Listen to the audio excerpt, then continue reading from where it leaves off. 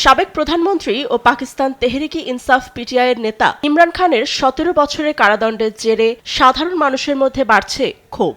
একে একতরফা রায় হিসেবে দেখছে পাকিস্তানিরা।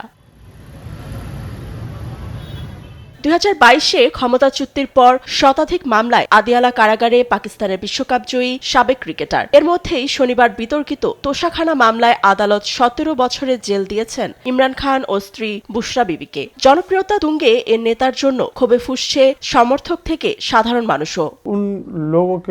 এর আগেও যত প্রধানমন্ত্রী ছিলেন তারাও তোষাখানা থেকে উপহার নিয়েছেন, কিন্তু তাদের বিরুদ্ধে কোনো ব্যবস্থা নেওয়া হয়নি। ইমরান খানের শাস্তি হলে তাদের বিরুদ্ধেও মামলা দায়ের করা উচিত। এ শাস্তি প্রমাণ করে আদালতের রায় একতরফা। হাল না ছেড়ে এ রায়কে রাজনৈতিক প্রতিশোধ, অবৈধ ও অসাংবিধানিক উল্লেখ করে চ্যালেঞ্জ করেছে পিটিআই। শনিবার দেশজুড়ে বিক্ষোভের ডাক দিয়েছেন ইমরান খান। রায়ের সমালোচনা করেছেন জামায়াত ইসলামের নেতা জাভেদ কাসুরি। রাজনৈতিক প্রতিহিংসার ভিত্তিতে নেওয়া পদক্ষেপ কোনোভাবেই সমর্থন করা যাবে না। ইমরান খানের বিরুদ্ধে মামলাগুলো রাজনৈতিক ও বল প্রয়োগের মাধ্যমে মামলায় সাজা প্রদানের কৌশল। ইমরান খান সাহেব के ऊपर जो मुकदमात हैं। এদিকে ইমরান খানের বোন আলিমা খান এ মামলা ও রায়কে সাজানো বলে অভিযোগ করেছেন।